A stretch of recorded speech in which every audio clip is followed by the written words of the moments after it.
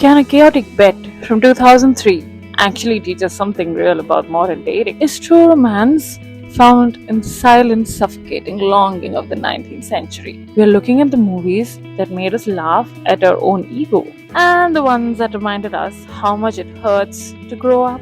Grab coffee. We're finishing up our Valentine's countdown. Let's talk cinema. My next one. If somebody wants to explain rom-com, I feel like this movie absolutely perfectly embodies the entire genre. This is a 2003 movie called How to Lose a Guy in 10 Days. Ah, that movie was staple. Like, Yeah, 2000s Matthew McConaughey, okay, Kate Hudson, like that was like and what chemistry! Andy Anderson. And Benjamin Barry. Cute. Thank you. yeah, I have a soft corner for 90s and 2000s movie, and How to Lose a Guy in 10 Days was like if rom-com has like a list of 10 things a rom-com should have. How to write a rom-com in 10 ways. Yeah, so How to Lose a Guy in 10 Days has everything. So the story is very simple. Matthew McConaughey's character, he works in an ad agency, and what Kate Hudson's character, she's a journalist. Very unexpectedly, they meet. Their first meet was perfect. Everything was good. Matt's character, he has to secure a deal, and for that, they place Secure an account, a diamond company's account, yeah. yeah to get to an account. Yeah, he has to make what they place a bet that he says he can make any girl fall in love with him in 10 days. And She's been given an assignment on what wrong things that women do because of which the man breaks up with them. It's a baby fern. Really? Oh, yeah? Just like our relationship. A helpless little baby in need of. So when she lists out that, it's like a article like these are the things you're not supposed to do when you're getting into a relationship. So she's going to be in a relationship and do all these mistakes. she's going to do all of those things, and she To wants break up and to break up with him. I told you, right, when first Matthew McConaughey and Kate Hudson's characters meet, they're like themselves, right? And they hit it off. But after this whole scenario starts, Kate Hudson becomes this needy, clingy. he becomes like this, you know what, no matter what happens, okay, I'm gonna stick with you. I'm not going to break up with her. Hi. Can I see you tomorrow? Really? I hope so. So it was how do I put it? This is like There's literally push-pull here because she's trying to pull out and he's literally trying to push. yeah. And he'll be like, you know what? No, I'm gonna stick to it. So and yeah, see the funny thing is he wants to make sure she falls in love, but then he's like, is it worth it to make such a girl fall in love with me? And she on the other hand is thinking like, dude, I'm doing the most basic, annoying, messed up things, and why is this guy not leaving me? Like how desperate is this fellow? Yeah. Right? This is what is going on. I just feel like, see, Matthew McConaughey is like, he's a really good actor now, off late the movies he does and all that, I love it. Dude, but there is something about these romantic comedies and yeah. the movies he's done, dude. He was so like, He's effortless in this movie. exactly, he's so perfectly charming. Because for me, Matthew McConaughey is always going to be Benjamin Barry from How to Lose a Guy in 10 Days, not the guy from Dallas Buyers Club. Yeah, I mean, see, that's what I'm saying.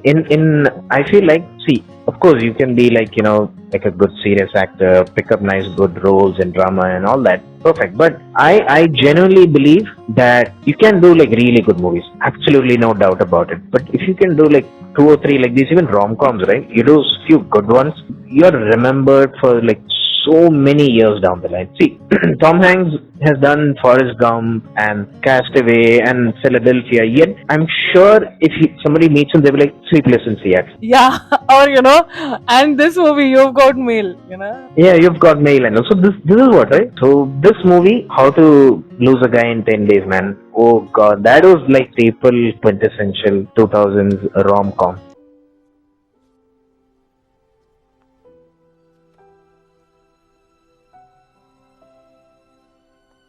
And my next movie, based on an English classic novel written by Jane Austen, and the book was introduced to me by my mother, and hence it became a favorite book of mine and my sister.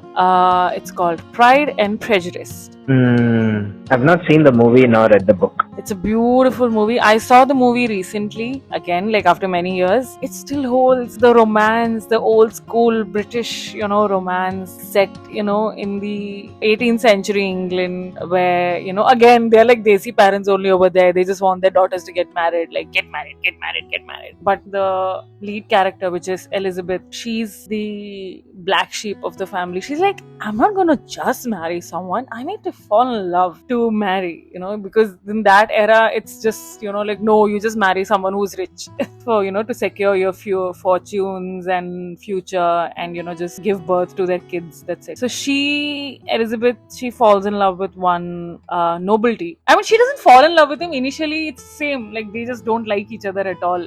Oh dear, I cannot tease you about that. What a shame, for I dearly love to laugh. When they see each other for the first time, she doesn't like him. She calls him like, oh, he's very snobbish, this, that, and all. And he also doesn't like her. He's like, why is she like this? Like, very opinionated. So eventually, a lot of incidents happen in between, and that leads to them again, meeting after like a gap. And then they start hanging around, and with conversations, they realize that, he is in love with her. Initially, he falls in love, she rejects him, and then eventually how they go back to falling in love with each other all over again. So this particular story, Pride and Prejudice, which has Keira Knightley and Matthew McFadden, they are amazing. The quintessential four to friends or four to lovers, Elizabeth Bennet and Mr. Darcy, William Darcy, the complex Darcy. So it's a beautiful movie. It has some amazing actors in it. The actress from Gone Girl, what's her name? Rosamund Pike. Yeah, she's in this movie. I saw the movie recently. I'm like, oh my god, there's Rosamund Pike. So it has, Pride and Prejudice has been like one of my favorite novels. But Pride and Prejudice is for women, just like how Godfather is for men. It's one of my even that movie it's a very predictable ending, but it's just the conversation, the events that lead to them meeting up and finally, falling in love is what makes the movie beautiful. And then there is a scene in the end where he confesses his love for her, and that is by far one of the best romantic scenes ever shot. I was like, wow, I wish some guy would say that to me. That exact line, and I'll be like, wow. You have bewitched me, body and soul, and I love you. I never wish to be parted from you from this day on. My movie, which is like another go-to sort of a rom-com. This is, genuinely it had some really nice moments. So the movie I'm talking about came out in 2011. It's called Crazy Stupid Love. I love this movie. First thing, for a rom-com, the chemistry between the two guys, Ryan Gosling and Steve Carell, man. Ooh. It's off the roof. So beautifully it was done. They fit so well, and that those characters also. Ryan Gosling is this young, very charming, sort of a playboy kind of a guy, and he's leading his life in his own way. And then Steve Carell is like this typical family man, wife and two kids, and who loves his wife but who's going through a divorce. Yeah. So the movie starts like that. They're on their date night, and then suddenly his wife, Julianne Moore, she just announces that I want a divorce. And his life spirals out, and he's at this pub, and that's where Ryan Gosling meets him. And then he sort of starts helping him. The skin under your eyes is starting to look like Hugh Hefner's ball sack. David Linhagen. Yeah. Oh, Kevin Bacon. My God. Dude, that scene. In the end.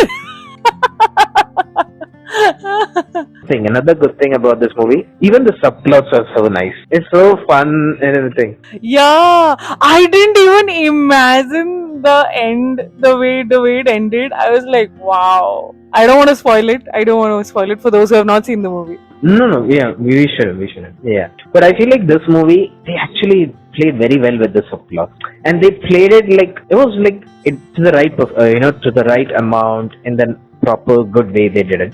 Ryan Gosling's character falls for Emma Stone's character, so there is them. Then there is that chemistry. Yeah, they have a really good chemistry. Then Steve Carell and Julianne Moore's character, their husband and wife. Marisa Tomei. Dude, she's a catalyst if you think about it. Oh man, yeah. What I'm saying is, even Julianne Moore and Steve Carell, right? They perfectly embodied that. Oh, someone who's been married for over 15, 20 years, whatever, right? The gold medal goes to Ryan Gosling and Steve Carell, dude. Oh, let's talk about how many women you've been with. Sexually? Yeah, no. I mean, breakdance fighting. I also liked the subplot of his son having a crush on the babysitter and that babysitter having a crush.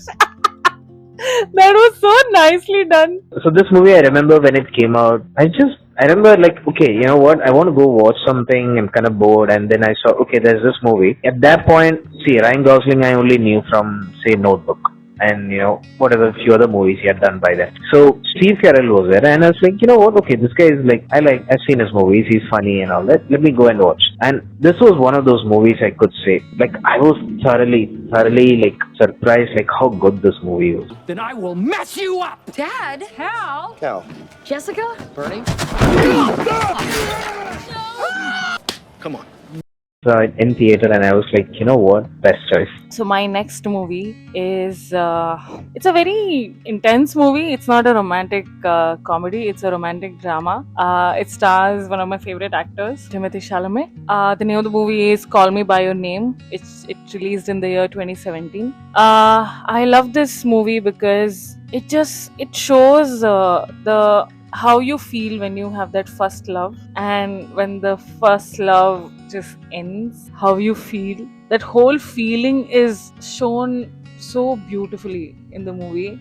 Ah man, this movie broke my heart. But it gives you a good cry in the end. And that cry is not because, I'm not gonna recover from this kind of cry. It's just like, I need to cry so that, I can, just cry myself out and then move on. The movie itself describes like the whole first love and the kind of rush you feel when you see this person that, you like and you're attracted to.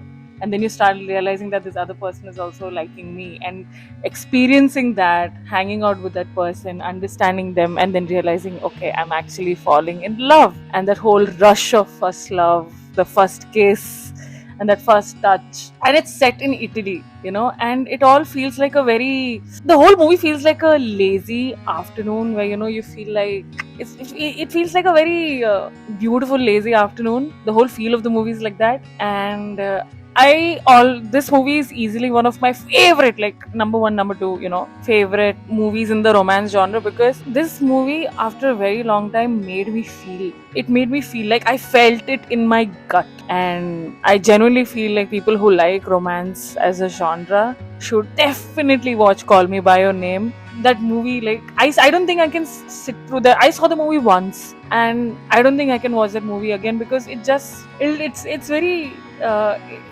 you will be emotionally invested in it, so you will feel down for a while.